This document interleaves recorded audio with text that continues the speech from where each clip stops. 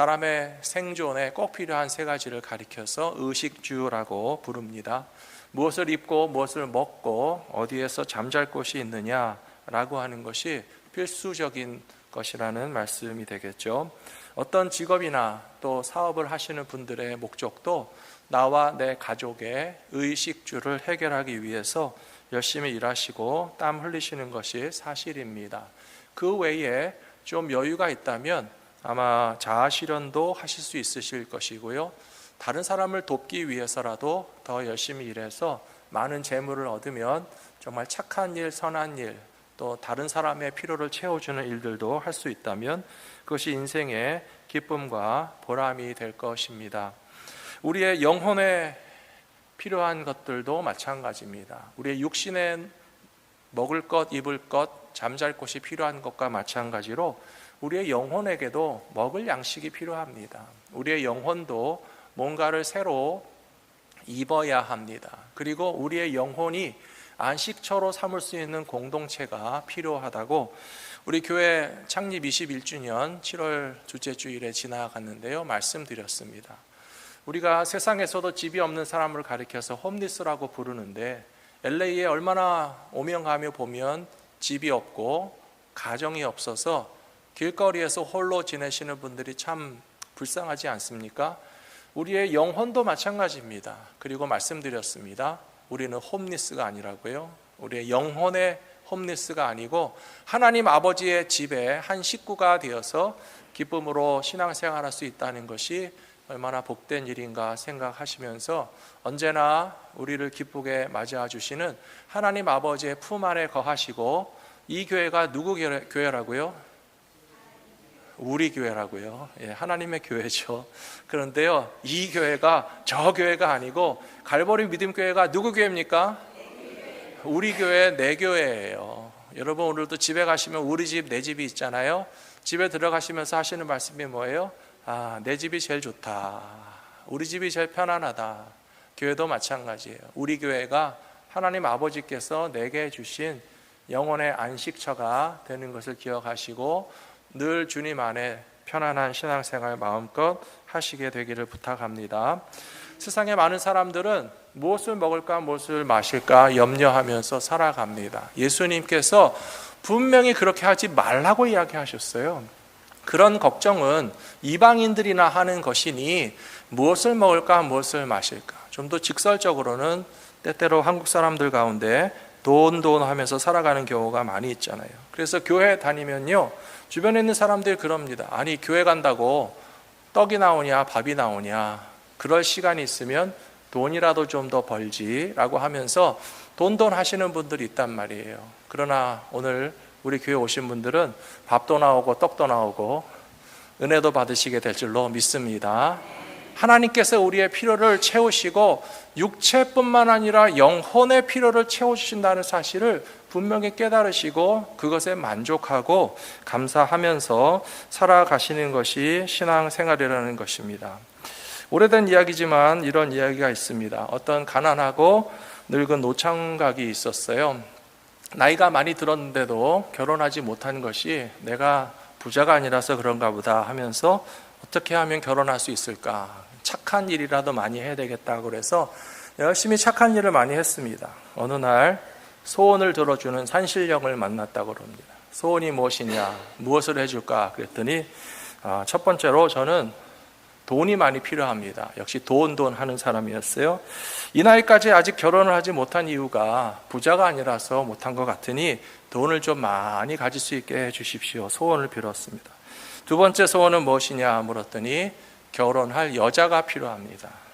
그동안 열심히 나의 짝이 될 사람을 찾아보았지만 나만 좋다고 나를 사랑한다고 하는 여자를 못 만났으니 그런 여자를 좀 허락해달라고 소원을 빌었습니다. 세 번째는 세 가지 소원이잖아요. 무엇을 원하느냐 그랬더니 제발 그 여자랑 꼭 결혼할 수 있게 해달라고 소원을 빌었습니다. 착한 일 많이 했으니 세 가지 소원을 들어주겠다라고 하면서 돈, 여자와 결혼할 수 있게 해줬습니다. 무슨 뜻인지 아시죠? 돈, 여자와 결혼할 수 있게 해줬다고요. 한국말로 해도 못 알아듣시는 분들이 이따가 EM이 오면 영어로 한번 해보겠습니다. 제가 아침부터 이런 이야기를 해드리는 이유는 예수님의 말씀을 잘 기억하시라는 겁니다. 사람이 떡으로만 살 것이 아니다라고 말씀하셨잖아요. 하나님의 입에서 나오는 말씀으로 살 것이다라고 이야기하시는 예수님께서 교회에 간다고 돈이 나오냐, 떡이 나오냐, 밥이 나오냐라고 하는 분들에게 여러분 대답하셔야 됩니다. 영혼의 양식을 먹을 수 있는 것은 바로 교회라고 대답하셔야 됩니다.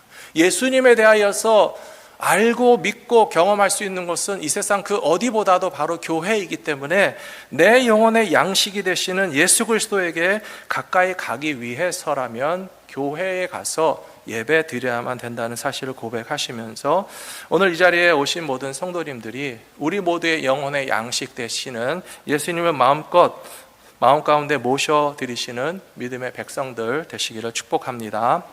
신앙생활의 목적은 영생의 양식을 얻기 위한 것이 되어야 합니다. 여러분, 목적을 가지고 신앙생활하는 것이 좀 이상하다고 생각하지 마세요. 분명한 목적을 가지고 신앙생활 하셔야 됩니다. 그냥 오고 싶으면 오고 말고 싶으면 마는 거 아니에요. 가도 되고 말아도 되는 거 아니에요. 목적을 달성하기 위해서 반드시 교회 가셔야 돼요. 근데 그 목적은 구원받는 겁니다. 천국 가서 영생을 누리는 것을 얻기 위한 것이 신앙생활의 목적이지만 천국 가기 전까지는 어떻게 사실 거예요? 그냥 막 살아도 됩니까? 천국 가기 전까지는 천국 티켓을 받았으면 그냥 죽을 때까지는 제 마음대로 살다가 티켓 받았으니까 천국에만 쏙 들어가면 신앙생활 성공합니까? 아니에요. 우리가 이 땅에 살아가는 동안에 분명히 영혼의 양식을 끊임없이 공급받아서 힘을 얻고 예수님과 함께 살아가는 믿음의 길을 걸어가기 위해서 오늘도 우리는 교회에 와서 예배 드린다라고 하는 사실을 기억하셔야 됩니다. 오늘 본문 말씀에 예수님의 이야기가 바로 그것입니다. 6장 27절 말씀 보시면 썩을 양식을 위해서만 일하지 말고 영생하도록 있는 양식을 위하여 일하면서 살아라. 이런 양식은 인자가 너희에게 주리니 인자는 아버지 하나님께서 인치신 자니라 라고 말씀하셨습니다. 육신을 위한 양식도 필요합니다. 직장, 사업, 세상에서도 열심히 일하십시오. 우리가 필요한 물질 내 손으로 벌 수 있다면 그것도 기쁜 일입니다. 하지만 예수님께서는 썩을 양식만을 일하며 살지 말고 영생하도록 있는 양식을 위해서 일해야 된다. 신앙생활을 의미하는 것입니다. 요한복음 6장 47절에도 보시면 진실로 진실로 너희에게 이르노니 믿는 자는 영생을 가졌나니 내가 곧 생명의 떡이니라 라고 말씀하셨습니다. 48절과 47절이 분리된 것 같아 보이지만 합쳐서 해석하셔야 돼요. 47절 말씀 보시면 믿는 자는 영생을 가졌다라고 되어 있죠. 아랫줄에. 그럼 뭘 믿으면 영생이라고 하는 말씀입니까? 48절에 보시면 내가 곧 생명의 떡이니라 라고 하시는 예수님의 말씀으로 미루어 본다면 생명의 떡이신 예수님을 믿는 자가 뭘 가졌다는 겁니까? 영생을 가졌다는 거예요. 47절을 보여주세요. 48절은 제가 말씀드릴게요. 예수님이 생명의 떡이신 것을 믿는 자는 영생을 가졌다라고 예수님이 말씀하셨어요. 사랑하는 성도 여러분, 예수님을 믿으십니까? 예수님이 우리 영혼의 양식인 것을 믿으십니까? 여러분은 영생을 약속 받으신 거예요. 영생은 죽어봐야겠다는 분들이 계시는데요, 죽기 전에 꼭 믿으십시오. 그래서 과연 하나님께서 우리에게 영원한 생명을 허락해 주셨는지 성경에 나와 있는 말씀 그대로 믿는 거예요. 두 번째로 생명의 양식을 공급하여 주시는 분은 하늘의 아버지 하나님이십니다. 오늘도 말씀해 보시면 이스라엘 사람들이 예수님에게 도전하고 있습니다. 예수님, 당신 뭡니까? 당신이 그렇게 대단한 분이십니까? 우리 조상들은 광야에서 모세를 통해서 주시는 양식을 먹고 살았는데 우리도 경제적으로 좀 살려달라는 것입니다. 우리 좀 부자 되게 해달라는 겁니다. 모세만큼 광야에서 필요한 것을 공급받을 수 있는 지도자와 좀 비슷한 분입니까? 라고 예수님께 물었더니 예수님께서 하시는 말씀이 뭐냐 하면 모세가 준 것이 아니고 하나님께서 주신 것이지 않느냐라고 이야기해 주시고 있습니다. 모세가 광야에서 40년 동안 60만 명이나 되는 사람들과 함께 시간을 보냈습니다. 그것은요, 엄청난 기적입니다. 그리고 하나님의 은혜였습니다. 상상해 보세요. 농사 짓지 않은데 식량이 어디서 나옵니까? 우물을 가지고 있지 않은데 물이 어디서 나옵니까? 그런데 성경에 보시면요, 그 어디에도 이스라엘 사람들이 광야에서 40년 동안 굶어 죽은 사람은 하나도 없어요. 전쟁에 죽거나 다친 사람이 있을 겁니다. 목말라서 죽은 사람 하나도 없어요. 하나님께서 끊임없이 마실 물을 주시고 먹을 양식을 주셨기 때문에 이스라엘 백성들은 광야에서 하나님의 공급하심을 끊임없이 경험했습니다. 군대를 다녀오신 분들이나 전쟁에 대해서 아시는 분들은 전쟁터에서 제일로 중요하고 필요한 것이 뭔지 우리 남자분들은 아시죠? 뭐가 필요합니까? 군인도 필요하고 총도 필요하고 총알도 필요하죠. 그러나 뭐가 실패하면 전쟁이 이기지 못하는지 아십니까? 보급이 끊어지면 제일로 힘듭니다. 총알을 잔뜩 쌓아놓고 군인이 아무리 많아도요, 밥 안 주면 안 싸워요. 배고프면 못 싸워요. 보급이 끊기면요, 더 이상 전쟁하지 못하고 물러날 수밖에 없어요. 그래서 군대에서 제일 중요한 작전 중에 하나가 보급하는 거예요. 밥 먹이는 거예요. 군인들에게 밥 줘가면서 싸우게 해야지 굶겨가면서 못 싸우는 거예요. 하나님께서 이스라엘 백성들을 40년 동안 먹이신 것이 엄청난 보급 작전의 성공이었다는 생각이 드시지 않으십니까? 우리가 한국에 있을 때는 미처 이런 생각하지 못했지만 미국에 와서 살아보니까 하나님이 우리를 공급해 주시는 것이 정말 엄청나구나.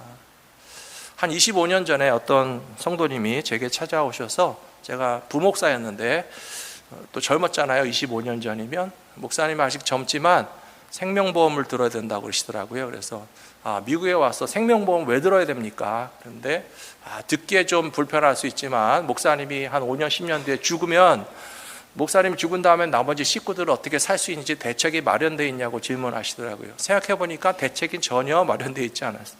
제가 5년 10년 후에 죽은 다음에도 대책이 없지만 사실은 지금도 별로 대책이 없었거든요. 그래서 저희는 하나님만 믿고 삽니다 그랬더니, 아무리 목사님이라고 그런 소리 하지 말고 최소한 50만 불이든지 한 100만 불짜리 보험을 들어야 된다고 피검사를 하라고 그러시더라고요. 그래서 또 목사는 또 권하는데 거절하기가 그래서 피검사도 받고 보험도 들고 하긴 했거든요. 한 몇 년 붙다가 여유가 없어서 이제 끊어서 없어졌는데요.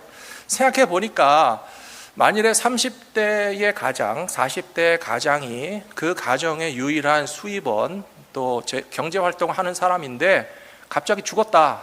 그러면 그 아내와 자녀들은 생계가 막막하고 대책이 없게 된다는 사실은 계산적으로 이해가 되더라고요.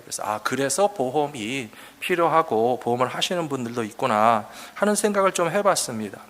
2024년을 기준으로 해서 캘리포니아에서 한 명이 살아가려면 생활비가 얼마 드는지 아십니까? 작년도 기준 캘리포니아 한 명 살아가는데 드는 비용은요, 공적 부조와 나라의 도움, 사회보장 그런 거를 전혀 받지 않는다면 6만 5천 불이 필요하다고 합니다. 한 달 기준으로 말하면요, 캘리포니아에서 한 달 살기 위해서는 우리는 1인당 5,400불씩 계속 벌어야 되는 거예요.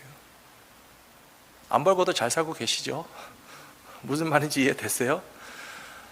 캘리포니아에서 한 명의 자녀를 18세까지 키우기 위해서, 저희도 자녀를 키웠기 때문에 항상 그런 이야기를 농담 삼아 했어요. 우리 돈도 없는데 한 명당 25만 불씩 들여가면서 애를 어떻게 키웠을까? 그런 생각이 들었는데요.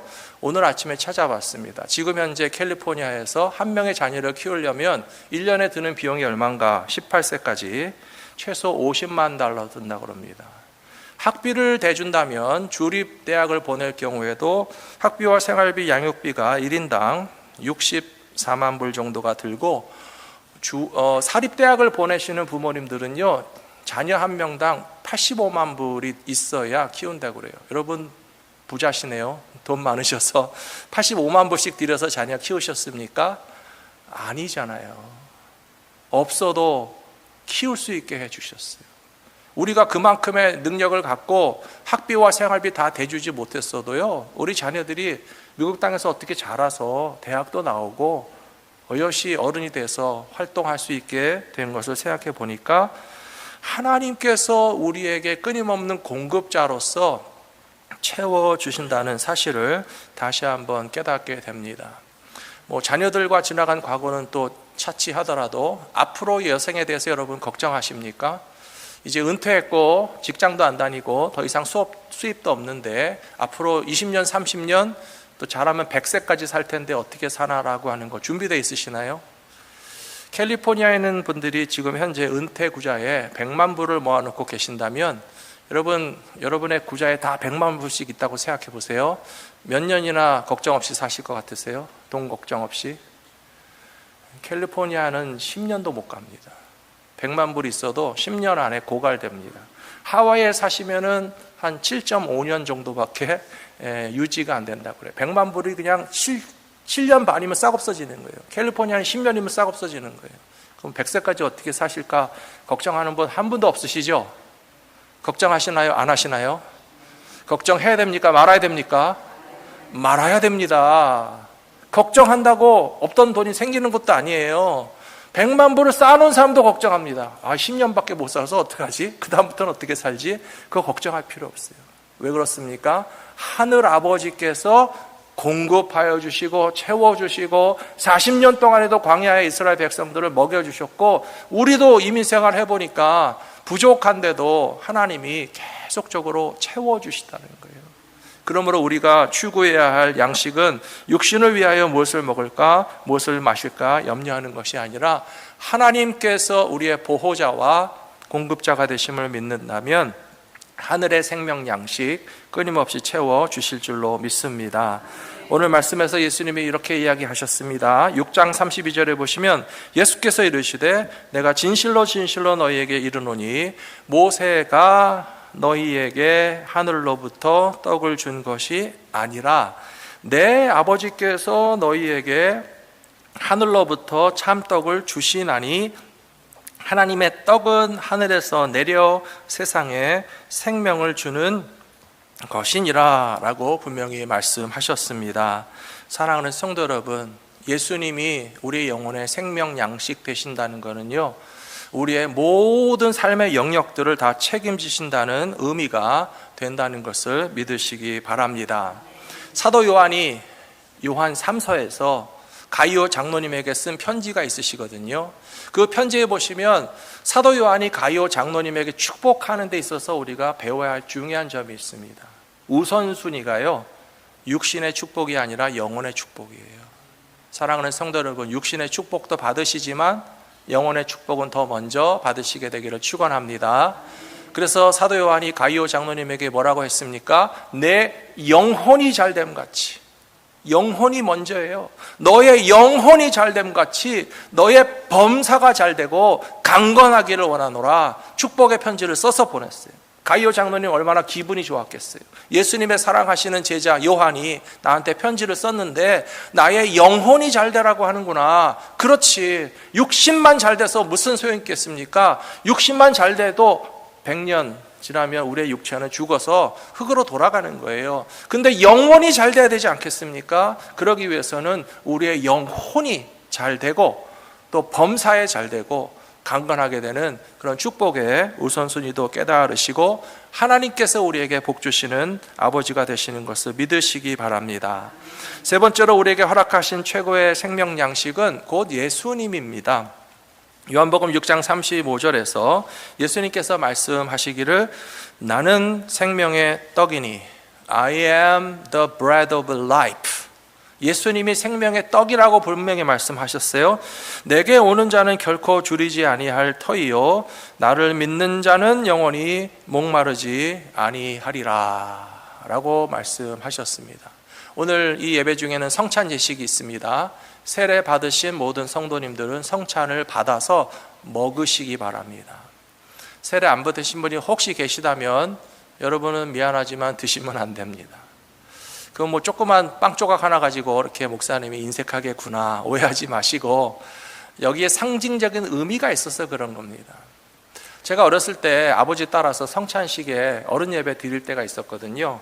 그러면 아버지 옆에서 이렇게 예배 드릴 때 성찬식이 돌 때면 이렇게 빵이 이렇게 확 돌아가는데요. 저희 때는 카스테라를 이렇게 빵을 이렇게 정육면체 무슨 그 공깃돌까지 잘라서 주셨어요. 보니까 달콤한 향기도 나고 맛있어 보이더라고요. 그래서 아버지 드신 다음에 저도 먹으려고 손을 탁 내밀었는데 탁 치시면서 넌 아직 먹으면 안 돼. 나중에 큰 다음에 먹어. 그래서 그 조그맣고 달달한 카스테라 조각, 빵 한 조각을 못 얻어 먹었던 게 되게 아쉬웠거든요. 왜 어떤 사람은 성찬을 먹고 어떤 사람은 성찬을 못 먹게 하겠습니까? 그것은요, 예수님을 영혼의 양식으로 영접하고 믿고 받아들인 사람이냐 아니냐라고 하는 것을 기준으로 해서 성찬을 받을 자격이 있고 없는 것이에요. 천주교에서는 이 성찬을 받는 것이 미사 때마다 이루어집니다. 모든 예배에서 한 번도 빠질 수 없는 것이 성찬을 먹어야만 예배를 제대로 드린 것으로 인정해 주고요. 또 반대로 천주교와 또 다른 교회에서도 신자에게 내릴 수 있는 가장 큰 벌이 있어요. 만일에 신자가 바르게 행하지 못해서 교회로부터 벌을 받는다라고 하면 그 징계 중에 최고 수준의 징계는 엑스커뮤니케이션이에요. 성찬을 못 받는 수찬정지. 어떤 분들은 아이고 우리 집에 빵이 더 많고 우리 집에 포도주가 더 많는데 교회에서 안 주면 집에 가서 먹지라고 할 수도 있을 거예요. 하지만 그렇지 않아요. 왜냐하면 의미가 있다고 말씀드렸잖아요. 성찬을 통해서 먹는 이 떡과 이 포도주는 예수님이 날 위해서 죽으시고 나를 위해서 영혼의 양식과 생명이 되셨다라고 하는 신앙의 고백을 가지고 받아 먹는 떡과 잔이기 때문에 그냥 우리가 마켓에서 사 먹는 빵과 포도주와는 비교할 수 없는 것이에요. 사랑하는 성도 여러분, 오늘 교회 오실 때 뭔가 먹기를 위해서 갈망하면서 오셨습니까? 아까 목사님 기도하실 때도 분명히 얘기하셨어요. 육신의 양식을 갈망해서 먹고 싶은 그런 식욕과 hungry, 이 배고픔이 있는 것보다도 이 영혼의 hunger, 이 우리의 영혼이 하나님의 말씀을 먹지 않으면 못 산다라고 하는 그 갈망을 가지고 교회에 오실 때 예수님을 먹기 위하여, 우리의 생명 양식이 되시는 예수님을 받아들이기 위하여 목마름과 배고픔을 가지고 나와서 예배 드리신다면 하나님께서 우리에게 채워주시는 은혜를 맛보시게 될 줄로 믿습니다. 리 스트로벨이라고 하는 시카고 트리뷴 신문의 기자였던 사람이 있습니다. 이 사람은 법학과를 졸업했고요, 비판적인 기사를 많이 쓰는 냉철한 이성주의자였습니다.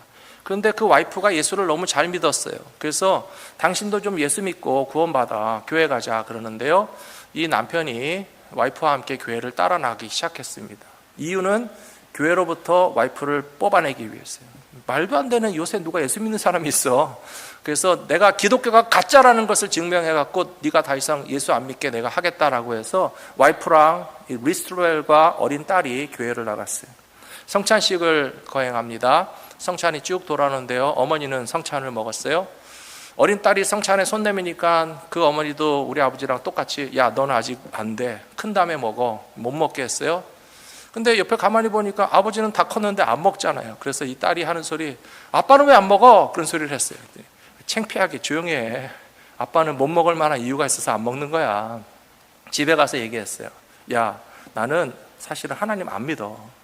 그냥 엄마가 교회 가자니까 따라갔고, 엄마를 교회 못 다니게 하기 위해서 기독교가 틀렸다는 걸 증명하기 위해서 따라갔을 뿐이야 라고 하니까 딸이 이해가 안 된다는 듯이, 아빠는 어떻게 하나님을 안 믿지?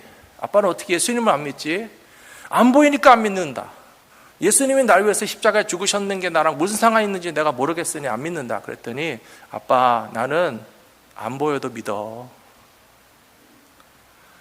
세상에는 보이지 않아도 믿을 수 있는 진리가 많이 있어 라고 이야기하는 딸이 가만히 보니까요, 화장실에 가서 손 닦는데 그걸 보고 놀랬다고 그래요.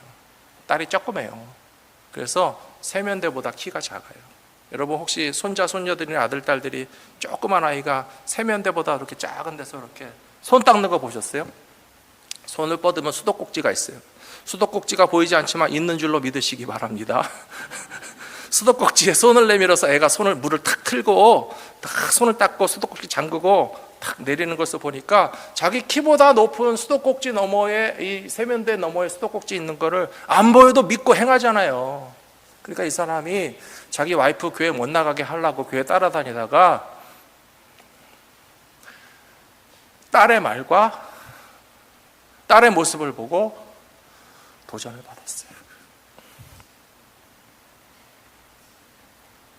하나님이 안 보인다고 안 계십니까? 예수님이 십자가 위에서 날 위해서 죽으셨다는 사실을 우리가 보지 못했다고 못 믿습니까? 그렇지 않아요? 하나님은 보이지 않는 하나님이시지만 살아계시는 하나님이십니다. 예수님께서 날 위하여 십자가에서 죽으시고 부활하신 것이 나를 살리시려고 하는 그 사랑이라는 사실을 우리가 2000년 전에 직접 보지 않았어도 우리가 알 수 있고 믿을 수가 있는 그런 예수님께서 제자들에게 뭐라고 말씀하셨습니까? 나를 받아 먹으라 라고 얘기하셨어요. 예수님의 성찬에서 이 떡은 너희를 위한 내 몸이니 이 떡을 먹는 자마다 살게 될 것이고 이 잔을 마시는 자마다 다시는 목마르지 아니할 것이다 라고 말씀하시는 것은요, 우리의 영혼의 생명의 양식이 되시는 예수 그리스도를 우리가 모셔드리고 항상 공급받으면서 주님과 함께 살아라 라고 하는 복음의 메시지가 되는 것입니다. 사랑하는 성도 여러분, 여러분 인생에서 먹을 것과 입을 것과 집이 없다면 큰일 나겠죠. 우리도 홈리스 같이 살 거 아니에요. 근데 하나님은요, 우리를 그렇게 고아와 같이 버려두시는 하나님이 아니시고요, 좋은 것들로 공급해 주시는 하나님이십니다. 육신을 위한 의식주도 공급해 주시지만 하늘 아버지의 집이 우리 집이라고 말씀드렸어요. 예수님이 우리의 생명 양식 되신다고 말씀드렸습니다. 오늘 예배하는 이 시간, 그리고 성찬을 받으시는 이 시간에 오늘은 내 영혼이 배부르고 만족하는 행복한 시간이구나. 이것은 심볼이에요. 상징입니다. 그냥 작은 떡 조각과 작은 잔에 불과하지만 우리가 이 잔을 받고 이 떡을 먹으면서 나는 내 영혼의 양식 되시는 예수님을 받아 먹어서 아주 충만하다라고 하는 기쁨과 감사로 성찬회까지 참여하시는 모든 성도님들 되시기를 축복합니다.